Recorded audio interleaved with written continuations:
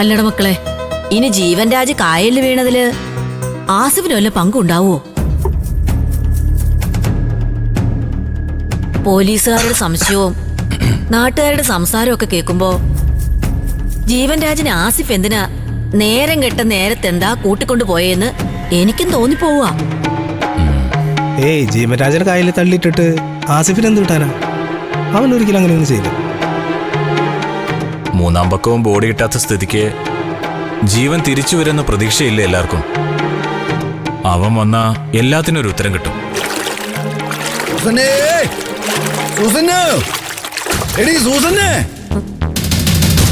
അച്ഛനല്ലേ ഇത്? എന്തിനാണോ വിളിക്കുന്നത്? എന്നാ ചായ? കർത്താവ് നമ്മളെ കൈവിട്ട് കളഞ്ഞല്ലോടി. എന്താ എന്ത് പറ്റിയ ചായ? അവിടെ ആ പൊഴിയുടെ ഭാഗത്ത് ഒരു ശവം മുങ്ങിയിട്ടുണ്ടെന്ന്. 4-5 ദിവസം പഴക്കമുണ്ടെന്ന്. ആളെ തിരിച്ചറിയാൻ പറ്റിയില്ലെങ്കിലും അതൊരു ചെറുപ്പക്കാരനാ. ആ കർത്താവേ, ചതിച്ചോ? അച്ഛൻ ബോഡി ഉണ്ടോ? കേട്ട ഉടനെ ഞാൻ ഇങ്ങോട്ട് പോന്നു. കൊച്ചുവെള്ളത്തെ ചൂണ്ടിടാൻ പോയ ഔസപ്പാ കണ്ടത്. സൂസനെ, നീ കുറച്ച് വെള്ളം എടുത്തോണ്ട് വാ. മുരുക, നീ വേഗം വാ, നമുക്ക് അങ്ങോട്ട് പോവാം. ഞാനും വരുന്നു. പോലീസിനെ വിളിച്ചിട്ടുണ്ട്. അവര് ബോഡി ജനറൽ ആശുപത്രിയിലേക്ക് കൊണ്ടുപോകും. അതിവിടുന്ന് ഇറങ്ങിപ്പോയ കൊച്ചൊന്നും ആവില്ല കർത്താവേ. ഇല്ല ചായ, അങ്ങനെ ഒരു ചതി കർത്താവ് നമ്മളോട് കാണിക്കത്തില്ല. അയ്യോ, പെട്ടെന്ന് വാ ചായ. പോലീസ് വരുന്നതിന് മുമ്പ് നമുക്കൊന്ന് പോയി നോക്കാം. വാ വാ ചായ.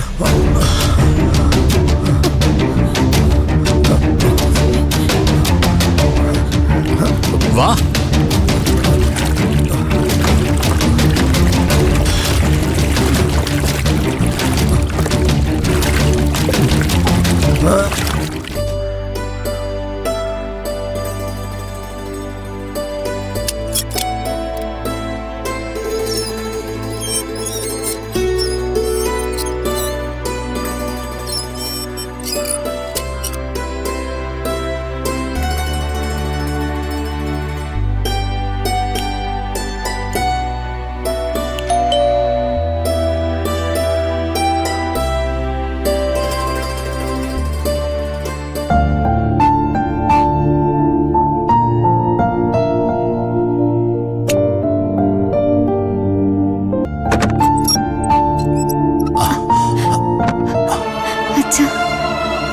മോളെ മഞ്ചാടി,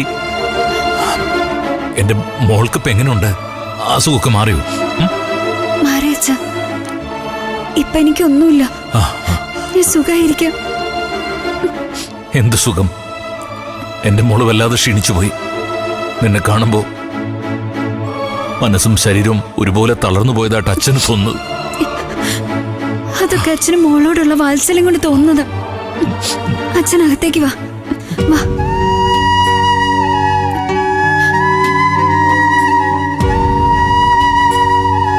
അല്ല, മാഷായിരുന്നു. വരൂ, അകത്തേക്ക് ഇരിക്കാം മാഷേ. ജീവന്റെ അമ്മയും വയ്യാണ്ടിരിക്കാന്ന് അനുപമ എന്നോട് പറഞ്ഞിരുന്നു. ഇപ്പൊ എങ്ങനെയുണ്ട്? കുറവുണ്ട് മാഷേ. ഇപ്പൊ മരുന്ന് കഴിച്ചിട്ടൊന്ന് മയങ്ങുക. ശരി, അച്ഛനിരിക്കെ. അമ്മോട് വരുമ്പോ നമുക്ക് അങ്ങോട്ട് പോയി കാണാം. ശരി മോളെ. നിനക്ക് കുറച്ചു ദിവസം അനുചേച്ചിയുടെ കൂടെ പോയി റെസ്റ്റ് എടുത്തുകൂടെ? ഇവിടെ ജീവന്റെ അമ്മയാണെങ്കിലും വയ്യാതെ കിടക്കുമ്പോ എങ്ങനെ മോളെ? ഞാനും രജനിയും ആവുന്നത്ര നിർബന്ധിച്ചതാ മാഷേ. 2 ദിവസമെങ്കിലും അനുചേച്ചിയുടെ കൂടെ പോയി നിൽക്കാൻ. അതായിരുന്നില്ലേ മോളെ നല്ലത്? ഇവിടെ ഇപ്പൊ നീയും കൂടി ഉള്ളത് ഇവരെ കൂടുതൽ വിഷമിപ്പിക്കല്ലേ ഉള്ളൂ. ഇല്ലച്ച, ഇവിടെ എല്ലാവർക്കും ജീവനെ ഓർത്തുള്ള വിഷമം മാത്രമേ ഉള്ളൂ. ഞാനെവിടെ ഉള്ളത് വയ്യാതെ കിടക്കുന്ന അമ്മയ്ക്ക് ഒരു ആശ്വാസ അല്ലേ അച്ഛ? അങ്ങനെയാണെങ്കിൽ ഞാൻ അനുവിനെ ഇങ്ങോട്ടേക്ക് അയക്കാം. അവള് കുറച്ചു ദിവസം ഇവിടെ നിന്ന് എല്ലാ കാര്യങ്ങളും നോക്കിക്കോളും.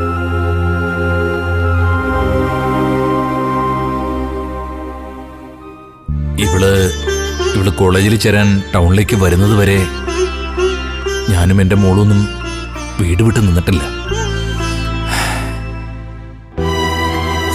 ഇവളുടെ എല്ലാ കാര്യങ്ങൾക്കും എൻ്റെ ഒരു കണ്ണുണ്ടാവും. സ്വന്തം കാര്യത്തിൽ ഒരു ശ്രദ്ധയില്ലാത്ത കുട്ടിയാ. എല്ലാം ശ്രദ്ധിക്കാൻ അച്ഛനും ചേച്ചിമാരും ഒക്കെ ചുറ്റും ഉള്ളതുകൊണ്ടാവും അല്ലേ? കുളി കഴിഞ്ഞ് തലയിൽ രാസ്നാദിപ്പൊടി ഒന്ന് ഇടാനാ ഏറ്റവും മടി. അത് ചേച്ചിമാരെ എത്ര നിർബന്ധിച്ചാലും സമ്മതിക്കില്ല. അവസാനം പിന്നെ ഞാൻ തന്നെ പിടിച്ചിരുത്തി തലയിൽ രാസ്നാദിപ്പൊടി ഇട്ട് കൊടുക്കുകയും ചെയ്യും.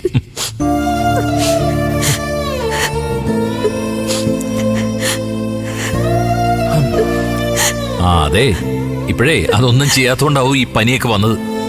സൂക്ഷിക്കണം മോളെ കേട്ടോ. അച്ഛനിപ്പോഴും നീ കൊച്ചുകുട്ടിയാ.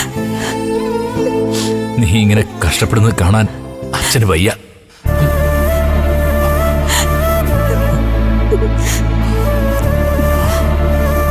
എനിക്കൊരു കഷ്ടപ്പാടുമില്ല അച്ഛാ.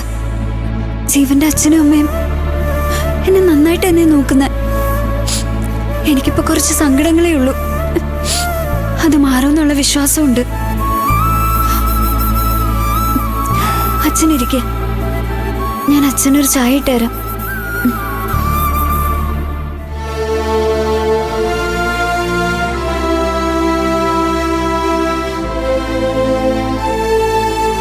മാഷിന്റെ വിഷമം എനിക്ക് മനസ്സിലാവുന്നുണ്ട്. എന്ത് ചെയ്യാനാ? ഞങ്ങൾ മോളോട് തിരിച്ചു പോകാൻ പറഞ്ഞ അവക്കത് വലിയ സങ്കടാവും. വേണ്ട, ഒന്നും പറയണ്ട. അവളുടെ മനസ്സ് പറയുന്നത് പോലെ മുന്നോട്ട് പോട്ടെ. എന്റെ കുട്ടി എവിടെയെങ്കിലും ഉണ്ടെന്ന് എനിക്ക് ആശ്വസിക്കാൻ പറ്റുമല്ലോ.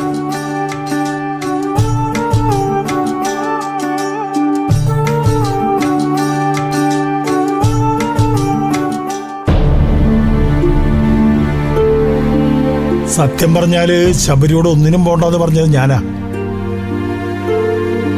ഇതിപ്പോ വിനയനും ചീരും ഇങ്ങോട്ട് തേടി വന്നതുകൊണ്ട് മാത്ര അവൻ മാഷിനെ കാണാൻ വരാതെ സമ്മതിച്ചത്.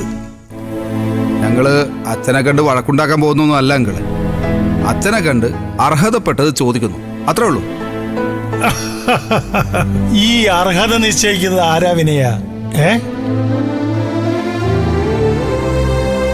ചീരുവിനെ കല്യാണം കഴിക്കാൻ നീ യോഗ്യനാണെന്ന് അറിഞ്ഞുകൊണ്ടാ മാഷ് നിനക്ക് അവളെ കല്യാണം കഴിച്ചു തന്നത്. അപ്പോ നിന്റെ ഭാര്യയാണ് നിനക്ക് അർഹതപ്പെട്ടത്, അല്ലാതെ അവളുടെ കുടുംബത്തിന്റെ സ്വത്തല്ല.